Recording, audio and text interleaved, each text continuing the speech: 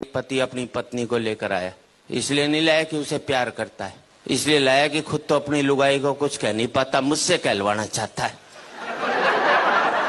भाई मर्द के बच्चों तो खुद बोलो अपनी लुगाई को, वहां सबकी टैं बोल जाएगी। कई बार तो मुझे ऐसे लगता है जैसे इस देश के पतियों ने मुझे सुपारी दी हुई हो कि हम तो कुछ नहीं कहेंगे, तू कह दियो हमारी तरफ से। यह देखा जाए तो इस देश के पतियों का मैं अम्बेडकर हूं। ये बेचारा शोषित समाज जो आज तक ऊपर नहीं उठ सका, इसको मेरे जैसे ही संतों की आवश्यकता है। इस देश के पतियों को एक संत मिला है, इसके लिए उसका स्वागत कर सकते हैं। बोलो पत्नी नहीं देखे बस इस हिसाब से ताली बजाओ। और वैसे भी देखा जाए तो आजकल मार्केट में बहुत संत घूम रहे हैं, और दूसरे शब्द में कहूं तो मार्केट वाले संत घूम रहे हैं। जिस संत के पास जाओ एक ही बात कहेगा, माया त्याग दो। बोले क्या करें? बोले मुझे दे दो। हर एक चाहता है वो तो करोड़पति बन जाए और आप बाबा जी बन जाओ। लेकिन मैं इतना ही कहना चाहता हूं, अभी मैं अमेरिका गया, मैंने वहां देखा पति पत्नी बहुत प्यार करते हैं। सड़क पर चलते चलते प्यार कर लेंगे, ट्रेन में बैठे बैठे प्यार कर लेंगे। हिंदुस्तान में तो पति सारा घर में प्यार नहीं करता, बाहर की तो बात छोड़ दीजिए। इतना प्यार करते हैं अमेरिका में पति पत्नी की, उनका प्यार का कोटा 2 साल में पूरा हो लेता है, फिर वो तलाक ले लेते हैं। हिंदुस्तानी पति पत्नी सुबह प्यार करेंगे, शाम को माथा फोड़ लेंगे, तो जिंदगी भर प्यार का कोटा पूरा ही नहीं हो पाता। इसलिए हमारे यहाँ कहते हैं 7 जन्मों तक साथ निभाएंगे, क्योंकि हम एक जन्म में प्यार का कोटा पूरा नहीं कर सकते।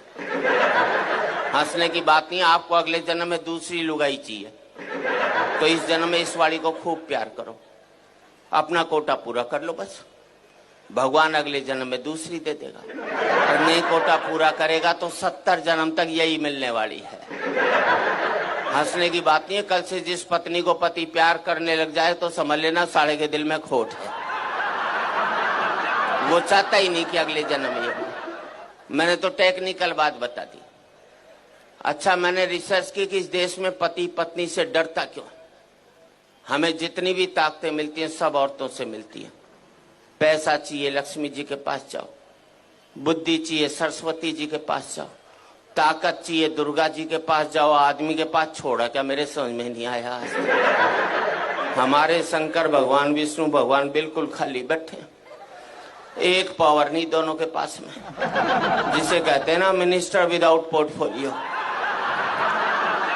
इसलिए एक जाकर बेचारा पहाड़ पर बैठ गया, और कपड़े भी कितने दिए पहनने को, देखो इसे, गले में सांप और डाल दिया। थोड़ी कसर बची थी तो जटा से गंगा और निकलवा दी ठंड के अंदर। पीने को मांगा तो विष पिला दिया। ऐसे में आदमी तांडव नहीं करेगा तो क्या बांसुरी बजाएगा भाई? सीधी सी दूसरे को शेषनाग पर लिटा दिया, वो भी समुन्द्र में दूर दूर तक पीने का पानी भी नसीब नहीं हो सकता। अच्छा, दोनों बेचारे आपस में रोना भी नहीं रो सकते कि एक पहाड़ पर बैठा एक सागर में लेटा है, वरना दुखी पति आपस में बात करके मन हल्का कर लेते हैं। एक हमारी जान को आ गया करवा चौथ का व्रत, पता नहीं लुगाई कब तोड़ दे। इधर व्रत टूटा उधर पति साथ, क्योंकि पति की जिंदगी के लिए रखा जाता है। इस देश में 100 व्रत ऐसे हैं कि पत्नी नहीं रखे तो पति की सेहत खराब हो सकती।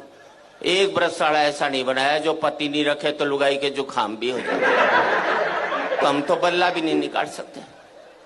अभी करवा चौथ को घराली बोली सोने का सेट दिला, मैंने कहा मैं तो नहीं दिलाता। बोले व्रत तोड़ू के? अंदर से रोटी ले आई, बोले ला रहा है कि अभी खाऊं? मैंने प्राण जाएंगे ले आया। विदेशों में करवा चौथ के व्रत होते नहीं, इसलिए वहां तलाक हो जाते। अभी मैंने ब्याह की 25वीं वर्षगांठ मनाई, अमेरिका में होता तो 25वीं लुगाई की मना रहा होता, करवा चौथ नहीं होता ना वहां। हमारे यहाँ पति पत्नी तो रेल की पटरी की तरह, मिलो मत साथ जरूर चलना पड़ेगा।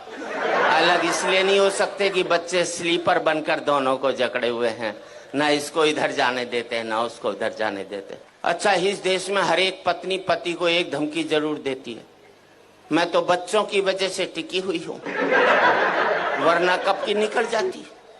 अब मैंने अपनी लुगाई से कहा, मैंने देख सारे बच्चे ब्याह लिए, अब तो निकल ले। बोले ना, जरा पोते का ब्याह और देख लो, उसने कभी नहीं निकलना।